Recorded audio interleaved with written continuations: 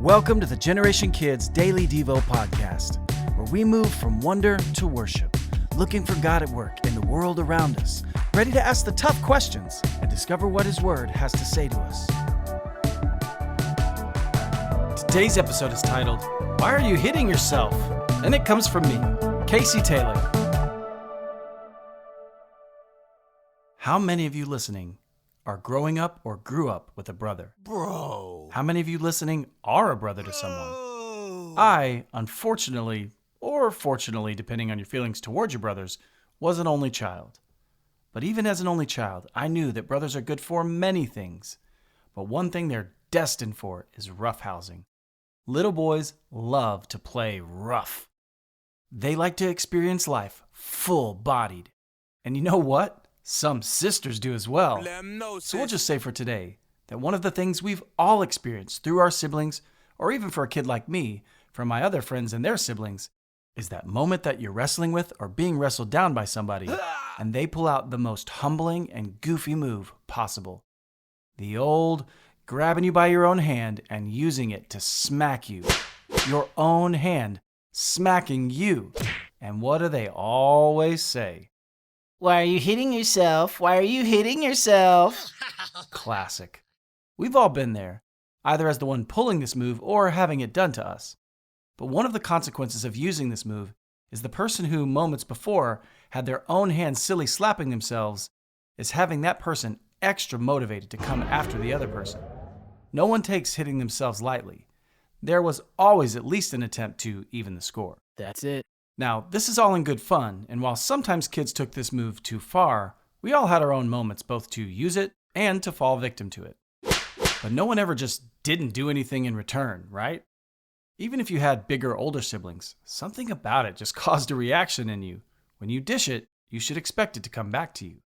But almost as normal as that reaction is the reality that when we treat people with kindness and care, over time, we tend to see it come back to us in return.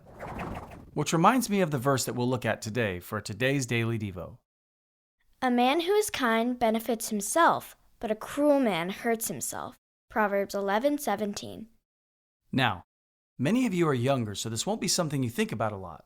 But as adults, you'll hear a lot about something called an investment, which is a fancy way of saying that when you put in something like effort, time, or money into something, you believe that it'll be worth it, and in fact, be more worth it in the long run than the effort, time, or money you actually put into it originally. So you invest time into a friendship, and it becomes a deep friendship. You practice something a lot, and then you get better at it.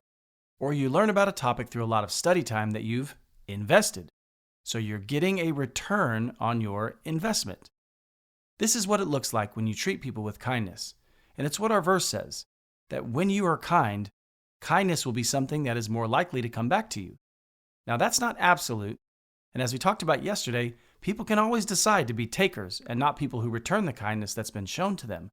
But if you live a life of kindness, when you need kindness in return, the odds of an investment that you've made in those around you returning to you with kindness are so much greater. But if you're like the kid who grabs his brother's hand and smacks him with it, you shouldn't be surprised when what you get in return isn't the kindness that you failed to show, but instead some form or pain of cruelty to match what you've given. Proverbs 11:17 tells us that kindness operates a little like a boomerang. You toss it towards others, and it can return to you as kindness. Whereas if you toss cruelty in someone else's direction, don't be surprised when a more harsh boomerang returns to you. So how you treat people is an investment in how those people will probably treat you in the future. That's a wise word from a book of wisdom. You see, the book of Proverbs is full of sayings like this to help us learn and live lives of thoughtful action rather than mindless reaction. So take the wisdom of Proverbs to heart. If you're cruel to people throughout your life, you're actually hurting yourself.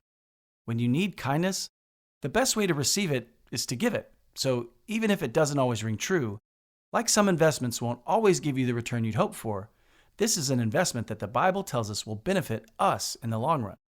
So don't set yourself up for pain by being cruel, but be kind to yourself by being kind to others. Otherwise, Why are you hitting yourself? Why are you hitting yourself? Now it's time for... Today's Big Question! Today's big question is, who is one person that you can think of right now that you can show kindness to today?